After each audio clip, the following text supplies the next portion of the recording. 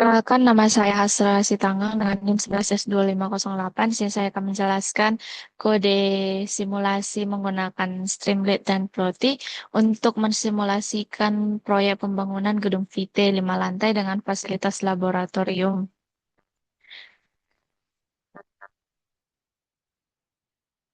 Nah, jadi yang pertama di sini ada bagian import library-nya. Nah, ini merupakan fondasi teks aplikasinya. Semua library yang diperlukan untuk simulasi, manipulasi data, visualisasi, dan antarmuka web diimpor menggunakan ini.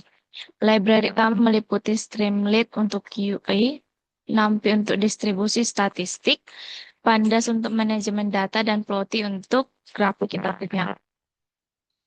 Lalu lanjut ke bagian satu, konfigurasi aplikasinya. Bagian ini tampilan dasar aplikasinya. Konfigurasi membuat aplikasi terlihat lebih profesional dengan judul yang jelas, icon yang relevan, tata letak yang melebar penuh, dan sidebar yang terbuka dari awal untuk kemudahan akses. Nah, ini pertama ada set page config-nya. Page title-nya itu bukan teks yang muncul di tab browsernya. Page icon menentukan icon emoji di tab browsernya. Layout-nya untuk atau tata letak halaman melebar penuh. Dan ada initial sidebar state untuk membuat sidebar terbuka dari awal. Atau tidak perlu dibuka. Lalu ada bagian ketiga yaitu CSS Custom. Ini merupakan bagian styling visual aplikasinya. CSS Custom membuat antarmukanya itu lebih menarik, profesional, dan lebih mudah dibaca. Tiap elemennya itu memiliki identitas visual yang jelas. Kotak info biru, kotak peringatan kuning, kartu metrik, gradien biru, dan baris tahapan dengan block jawab. Yang pertama di sini ada main header-nya itu, elemen yang diterapkannya itu ke halaman utamanya. Lalu ada subtitle untuk subjudul di bawah header-nya. Info box untuk kotak informasi deskripsi proyeknya, kartu metrik di sini untuk rata-rata, STD, CL, dan lain-lain. Lalu ada stage row, bahas informasi setiap tahap proyeknya, dan ada word box, kotak peringatan, rekomendasi. Lalu di sini juga ada unsafe allow tanggal agar sistem itu merender kode HTML atau CSS-nya. Defaultnya itu bisa diblok keamanan. Lalu ada kelas sistem yang pertama ada kelas tahapan proyek. Merupakan blok pembangunan dasar dari si simulasinya ini. Tiap tahapan konstruksinya itu dimodelkan dengan distribusi triangular dengan tiga parameter yaitu optimis, paling mungkin, dan pesimis. Lalu ada resiko stokastik atau diskritnya itu seperti cuaca buruk, continuous seperti produktivitas, dan dependensi ke tahapan lainnya. Lalu di sini ada metode sampel durasi jantung dari simulasi Monte Carlo ini di level tahapnya. Lalu di sini ada metode init. Ini untuk membuat objeknya itu merepresentasikan tahapan proyek saja. Nama di sini untuk menyimpan nama tahapan, misalnya fondasi dan dahlia. Lalu ada dik untuk menyimpan tiga parameter distribusi triangularnya itu. Eh, Optimis itu tercepat, paling mungkin itu mode atau puncak, pesimis itu yang selama. Lalu ada faktor resiko. Faktor resiko ini untuk menyebut daftar risiko yang mempengaruhi tahapan dan ada dependensi menyimpan tahapan yang harus selesai sebelum tahap ini dimulai. Yang kedua adalah metode sampel durasi. Ini untuk hasilkan array durasinya dalam bulan berapa kali iterasi simulasinya. Eh, random random triangular itu sampling dari distribusi triangularnya yang menghasilkan durasi awal untuk berapa kali iterasi. Lalu di sini ada if not aktif resiko get ini untuk mengecek apakah usernya itu mengaktifkan resiko ini. Tidak, maka resikonya itu akan dilematis. Lalu ada discrete. Discrete ini MP random untuk menghasilkan array boolean. True jika angkanya itu random lebih kecil dari si probabilitas resikonya. Lalu di sini ada resiko yaitu NP-where. Jika risikonya itu terjadi, maka durasinya itu membesar. Kalau enggak, maka durasinya itu tetap. Lalu ada yang continue yaitu NP random normal, centric faktor dari distribusi normnya. Lalu ada NP grade-nya itu untuk membatasi faktor antara 0,5 sampai 1,5 agar tidak ekstrem. Lalu ada durasi per faktor. Ini jika faktornya itu lebih kecil dari satu, maka durasinya itu membesar. Jika lebih besar dari satu, durasinya mengecil. Lalu ada NP maksimum di sini untuk memastikan durasi minimalnya itu 0,1 bulan. Lalu ada kelas simulasi Monte Carlo kedua. Ini ekstrator dari seluruh simulasinya. Jadi dia bakalan ngelola semua tahapan proyeknya, menjalankan simulasi dengan mempertimbangkan dependensi antar tahapan, menghitung total durasi proyek untuk tiap iterasi, serta menyediakan analisis lanjutan seperti critical path dan kontribusi risikonya. Lalu di sini ada metode jalankan, merupakan dari aplikasinya ini biar dia bisa jalankan. Yang pertama ada metode ini di sini sebagai konstruktornya untuk membuat objek simulator yang akan menjalankan simulasi untuk semua tahapannya. Ada atributnya yang pertama ada self config untuk menyimpan konfigurasi semua tahapan. 6 simulasi untuk menyimpan jumlah iterasi simulasi bisa diubah antara 5 sampai 50.000 iterasi. Lalu ada self tahapan. Ini merupakan dictionary kosong yang nantinya diisi objek tahapan proyek untuk tiap tahap. Lalu ada save hasil, ini tempat menyimpan data frame hasil simulasi yang awalnya non diisi setelah jalankan. Lalu ada save init tahapan untuk memanggil metode internal untuk mengisi tahapannya. Lalu ada metode init tahapan. Ini untuk mengubah dictionary konfigurasi menjadi objek-objek tahapan proyeknya. Jadi pertama si loopnya itu melalui save tahapan dalam self config-nya. Lalu dia bakalan mengambil si params, faktor risiko, dan dependensi. Lalu dia bakal membuat objek tahapan proyeknya dan disimpan di save tahapan dengan nama ini. Lalu ada metode jalankan. Untuk menjalankan simulasi Monte Carlo untuk semua tahapan dan mengembalikan data frame hasilnya. Step satunya itu durasi DF sama PD data frame ini merupakan sampling durasi tiap tahapan untuk iterasinya. Hasilnya data frame dengan n baris dikali jumlah tahapan kolomnya. Yang kedua, mulai DF ini membuat data frame-nya kosong, menyimpan waktu mulainya. Lalu ada depth self tahapan mengambil daftar dependensi tahapan CS-nya. Lalu ada mulai DFS. Itu jika tidak ada dependensi, maka dia mulai dari nol. Kalau ada, maka dimulai dari maksimum waktu selesai semua dependensinya. Lalu ada selesai. DF itu selesai sama dengan mulai ditambah durasi per iterasinya. Lalu ada durasi. Di sini total proyeknya waktu selesai paling akhir di tiap iterasinya. Durasi DF mulai sama dengan mulai ini sebagai simpan waktu, mulai sebagai kolom terpisah untuk setiap tahapannya. Lalu ada durasi DF selesai untuk menyimpan waktu selesai sebagai kolom terpisah untuk setiap tahapannya. Lalu ada metode analisis critical path. Di sini dia bakal menghitung probabilitas setiap tahap dari jalur kritisnya. Lalu ada analisis konstruksi risiko untuk menghitung kontribusi setiap tahapan terhadap total variance proyeknya ini. Semakin tinggi presentasinya, semakin besar pengaruh variabilitas tahap tersebut terhadap ketidakpastian total proyeknya. Tahapan dengan kontribusi tertinggi adalah prioritas utama untuk mitigasi risiko.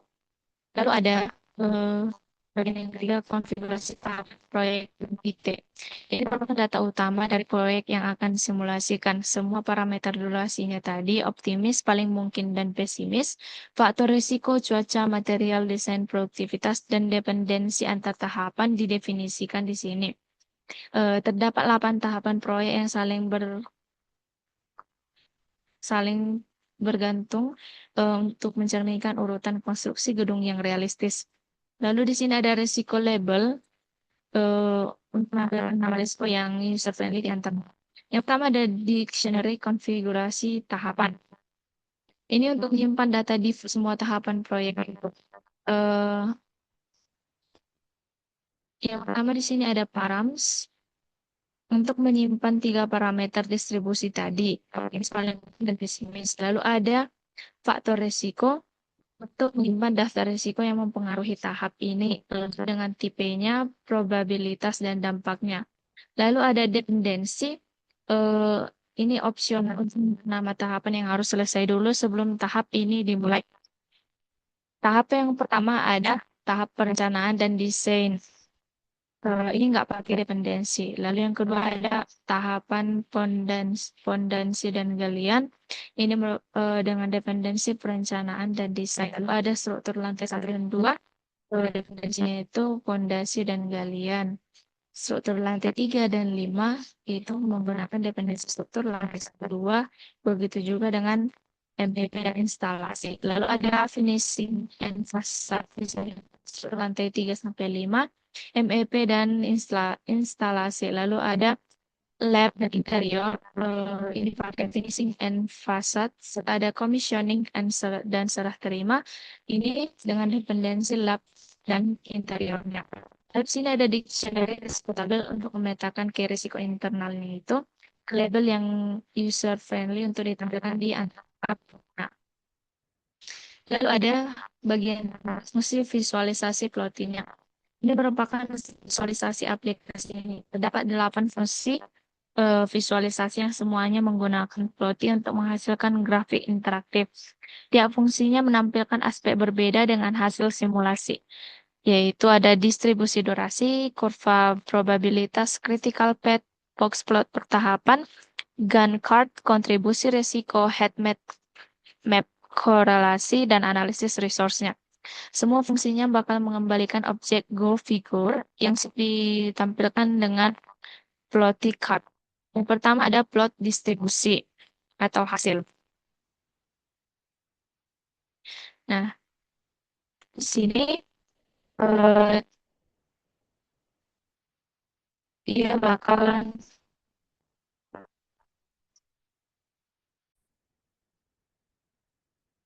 nah, si plot distribusi hasil ini berfungsi untuk membuat histogramnya.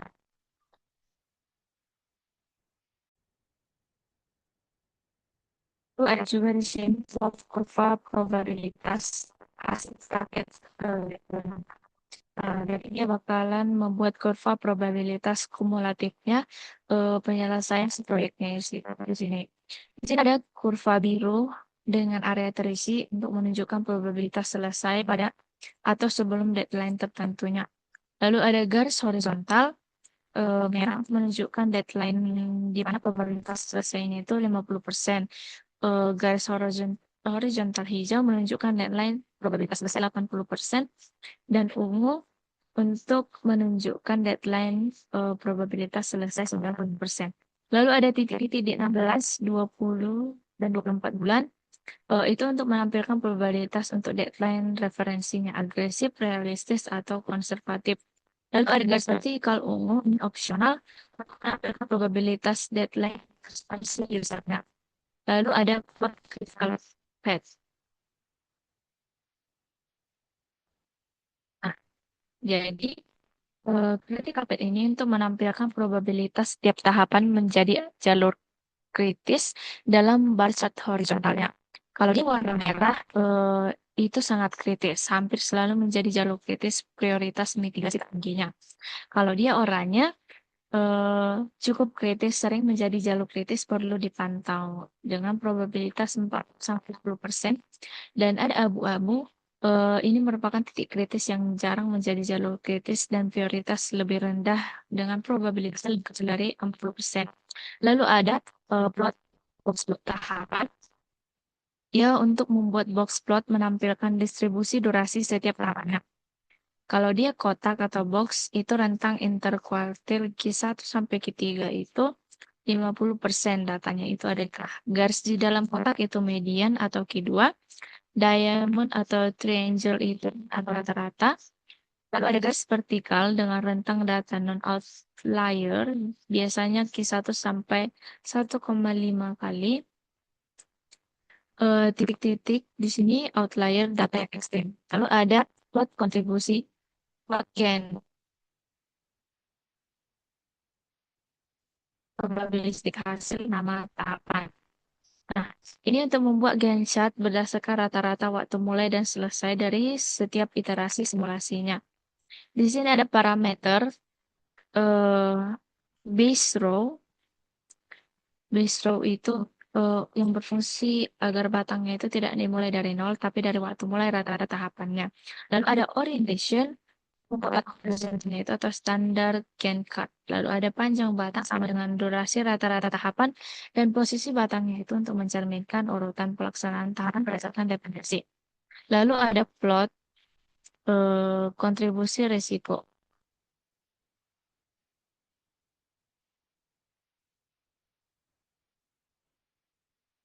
Kontribusi risiko ini untuk menampilkan kontribusi tiap tahapan terhadap total variance dalam bar chart. Semakin tinggi persentasenya, maka semakin besar pengaruh ketidakpastian tahapan terhadap keseluruhan proyek. Tahapan dengan kontribusi tinggi adalah prioritas utama untuk mitigasi risiko dan pengendalian jadwal. Lalu ada plot heat map korelasi hasil tahapan ini untuk menampilkan matriks korelasi antar durasi tahapan dalam bentuk heat map. Kalau dia berwarna merah tua, maka nilai korelasi mendekati +1. Dengan interpretasi korelasi positif kuat, durasi dua tahapan cenderung naik atau turun secara bersamaan. Lalu ada merah muda. Kalau merah muda dia dengan nilai korelasinya itu 0 sampai +0,5. Korelasi positif lemah. Kalau dia putih mendekati 0, tidak ada hubungan linear. Biru muda -0,5 hingga 0 dengan korelasi negatif lemah dan biru tua mendekati -1, korelasi negatif kuat. Satu tahap lama, tahap lain cenderung cepat. Lalu ada plot analisis resource.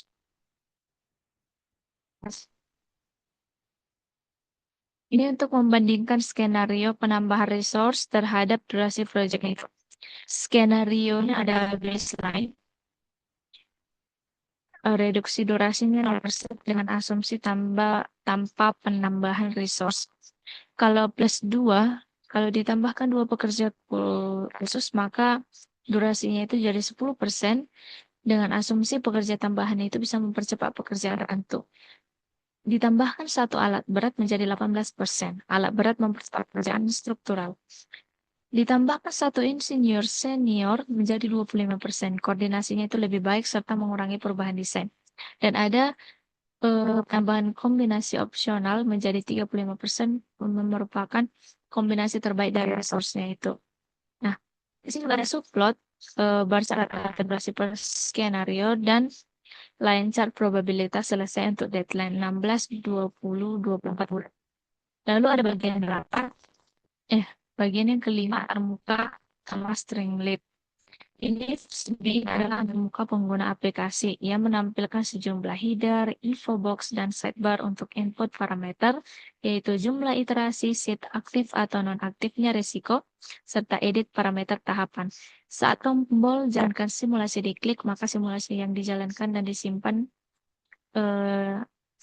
di session state agar tidak hilang saat user berpindah tab.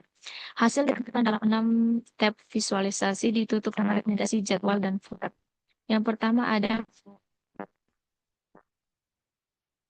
header box. Header dan info box. Nah, dia di sini menampilkan judul utama, subjudul, dan kode informasi proyek menggunakan CSS tadi yang sudah didefinisikan. Lalu ada sidebar atau konfigurasi. Ya, di sini ada beberapa opsinya. Yang pertama, kalau dia ST slider, itu untuk jumlah iterasi simulasi. Nah, bisa 5.000 sampai 50.000. Defaultnya itu ada 20.000. Lalu ada ST number input untuk memasukkan random seed reproduksibilitas. Hasil defaultnya itu ada 42. Lalu ada ST checkbox. Di sini dia untuk mengaktifkan atau menonaktifkan masing-masing faktor risikonya dan ada expander 8 buah untuk membuka drop down mengedit parameter durasi tiap tahapan. Lalu ada ST button Ini merupakan pertama untuk menjalankan simulasinya. Lalu ada session state. Penyimpanan hasilnya. If hasil not in state session, ini untuk mengecek apakah hasil simulasinya itu sudah tersimpan. Lalu ada session state hasil sama dengan known, itu inisiasi awal belum ada simulasi. Lalu ada dia session state hasil untuk menyimpan data frame hasil simulasi agar tidak hilang saat interaksi. Dan yang terakhir ada session state sim untuk menyimpan objek simulator untuk analisis selanjutnya. Lalu ada tampilan hasil. Jadi ada 6 step. Step yang pertama ada distribusi, durasi. Kontennya itu ada histogram dan statistiknya untuk melihat distribusi kemungkinan durasi totalnya. Yang kedua ada probabilitas penyelesaian. Kontennya itu kurva probabilitas dengan metrik deadline-nya untuk menentukan deadline dengan confidence level tertentu. Yang ketiga ada critical path, kontennya bar chart probabilitas kritis untuk mengidentifikasi tahapan yang paling berpengaruh. 4 tahapan ini kontennya Gantt chart dan box plot untuk melihat durasi dan urutan tiap tahapan. Lalu ada risiko dan korelasi, kontennya itu ada kontribusi risiko dan heat map untuk memahami sumber ketidakpastian proyek. Lalu yang terakhir ada analisis resource untuk perbandingan skenario resource-nya itu mengevaluasi efektivitas penambahan resource. Lalu ada rekomendasi dan program.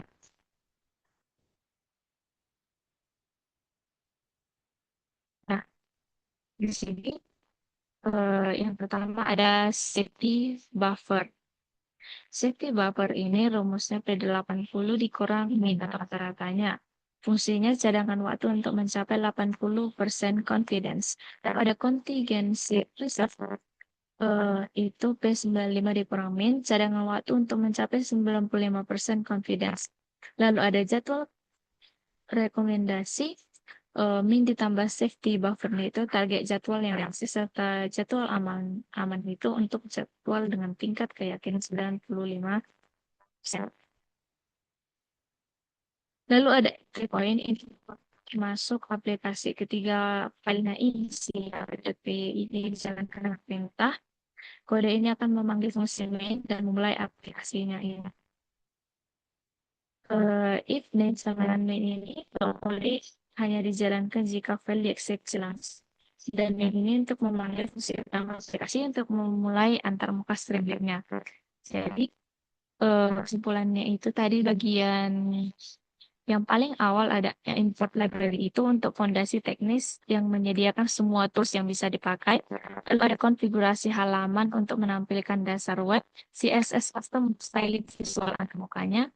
Lalu ada kelas tahapan proyek, itu model satu tahapan dengan durasi dan risiko yang diikuti dengan kelas simulasi Monte Carlo gedung. Itu merupakan orkestrator simulasi dan analisis. Lalu ada konfigurasi tahapan, itu data 8 tahapan proyek dan risiko. Diikuti dengan fungsi visualisasi dengan 8 grafik interaktif dengan voting. Yang terakhir ada fungsi main, antarmuka user yang diikuti dengan entry point untuk menjalankan simulasi. Jadi tujuan keseluruhan ini membantu manajer proyek konstruksi memprediksi durasi proyeknya, mengidentifikasi tahapan kritis, menentukan deadline realistis, dan mengevaluasi skenario penambahan resource. Sekian dan